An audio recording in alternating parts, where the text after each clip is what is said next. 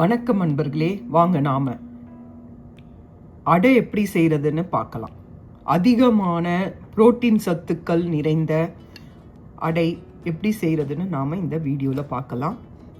அதுக்கு நான் 1/2 கப் அளவு பாசிப்பருப்பு எடுத்திருக்கேன், 1/4 கப் அளவு கொள்ளு எடுத்திருக்கேன், 1/2 கப் அளவு இட்லி அரிசி எடுத்திருக்கேன், 1/2 கப் அளவு பச்சரிசி எடுத்திருக்கேன், 1/2 கப் அளவு துவரம்பருப்பு எடுத்திருக்கேன், 1/4 கப் கடலைப்பருப்பு எடுத்திருக்கேன், 1/4 கப் முழு உளுத்தம்பருப்பு எடுத்திருக்கேன். முழு உளுத்தம்பருப்பு இல்லாதவங்க சாதாரணமாக இட்லிக்கு போடுற உளுத்தம்பருப்பு கூட எடுத்துக்கலாம். அப்புறம் 1 டீஸ்பூன் வெந்தயம் எடுத்திருக்கேன்.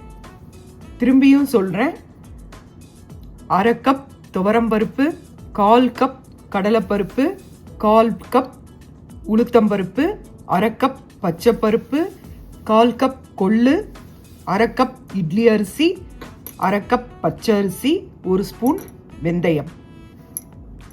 நம்ம உளுந்தையும் கடலைப்பருப்பையும் 1/2 கப் தான் எடுத்திருக்கோம், 1/4 கப் தான் எடுத்திருக்கோம். மற்றது எல்லாமே 1/2 கப். உளுந்து, கடலைப்பருப்பு, கொள்ளு இந்த 3மே 1/4 கப், மற்றதெல்லாம் 1/2 கப். நீங்கள் இதெல்லாம் 1 கப் எடுத்தீங்கன்னா இதெல்லாம் 1/2 கப் எடுக்கணும். இதுதான் அளவு. இதை ஒரு பாத்திரத்தில் போட்டு ஊற வைங்க. ஒரு 4லேருந்து 5 மணி நேரம் இதை நல்லா ஒரு 2-3 முறை அலம்பிட்டு தண்ணி விட்டு ஊற வைங்க. ஒரு 4லேருந்து 5 மணி நேரம் ஊறின பிறகு வாங்க நாம் என்ன செய்யலான்னு பார்க்கலாம். இப்போ பாருங்கள், எல்லாத்தையும் தண்ணியில் போட்டு ஊற வச்சுருக்கேன். 4லேருந்து 5 ஹவர் ஊறின பிறகு நாம் இதை அரைச்சி கொண்டு வந்துடலாம். அடமாவு பதத்துக்கு அரைச்சிக்கோங்க. நீங்கள் காலையில் செய்கிறதா இருந்தால் முன்னாள் இரவே ஊற வச்சுக்கோங்க. நைட்டு பண்ணுறதா இருந்தால் நீங்கள் காலையில் ஊற வச்சுக்கோங்க. வாங்க பார்க்கலாம். இப்போ பாருங்கள், ஊற வச்சதை நான் இப்போ மிக்சியில் போடுறேன். போட்டுட்டு இதில் ஒரு துண்டு இஞ்சி சேர்த்துக்கோங்க.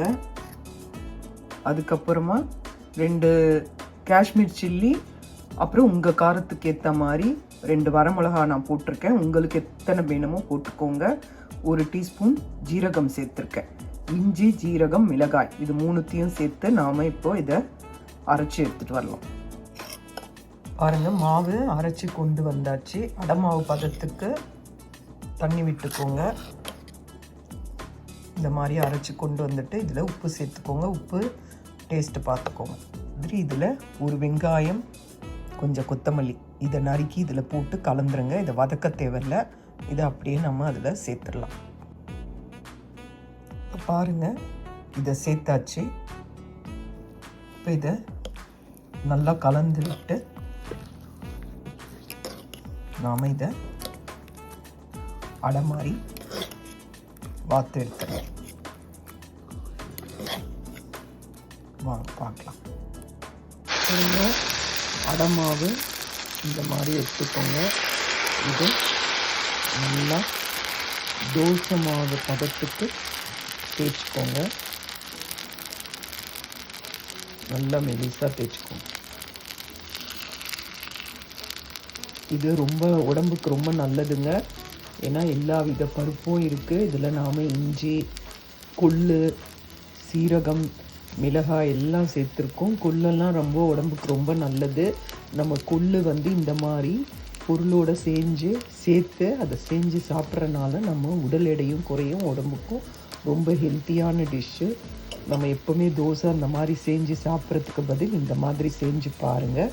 இப்போ நாம் இதில் சுற்றிடும் எண்ணெய் விடலாம். இது கொஞ்சம் வேகிறதுக்கு கொஞ்சம் நேரம் கூடுதலாக எடுக்கும், நல்லாயிருக்கும். அதனால் பொறுமையாக எடுங்க, ரொம்ப அருமையாக இருக்கும். இந்த மாதிரி ஒரு ஹோல்ஸ் போட்டிங்கன்னா அடியில் நல்லா வேகும்.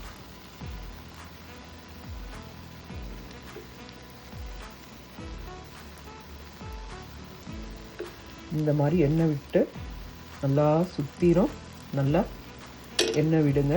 பொறுமையாக கொஞ்ச நேரம் கழித்து நாம் திருப்பி போடலாம். இப்போ வாங்க இதை நாம் திருப்பி போடலாம்.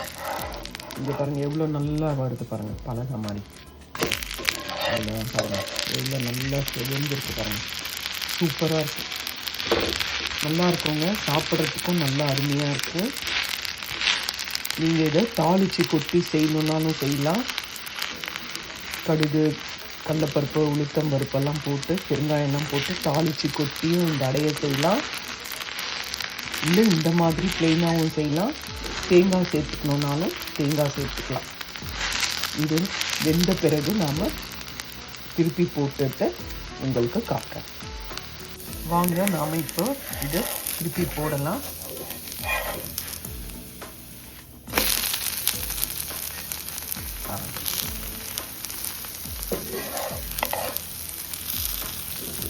எவ்வளோ நல்லா சேர்ந்துச்சு பாருங்கள். சுட சுட சாப்பிட்டாலும் நல்லாயிருக்கும். அதே மாதிரி இது தொட்டுக்கிறதுக்கு எதுவும் தேவையில்லை.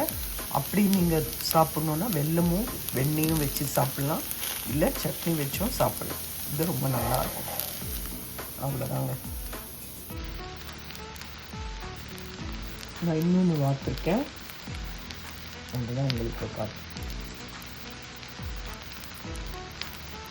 இது பருப்பெல்லாம் கொஞ்சம் நம்ம பருப்பெல்லாம் சேர்த்து செய்கிறனால அடைனாலே கொஞ்சம் எண்ணெய் இருக்கும்னா அது எண்ணெய் போட்டால் தான் அது வேகும். இல்லைன்னா அது நம்ம சாப்பிட்டா உடம்புக்கு ஒத்துக்காது. அதனால தான் எண்ணெய் போட்டிருக்கேன். நீங்கள் நல்லெண்ணெய் போட்டு கூட செய்யுங்க. அப்புறம் இன்னொன்று, சின்ன வெங்காயத்தை கூட இதில் பொடியாக நறுக்கி பண்ணிங்கன்னா உடம்புக்கு ரொம்ப குளிர்ச்சியும் கூட. இந்த வெயில் காலத்துக்கு அது ரொம்ப நல்லது.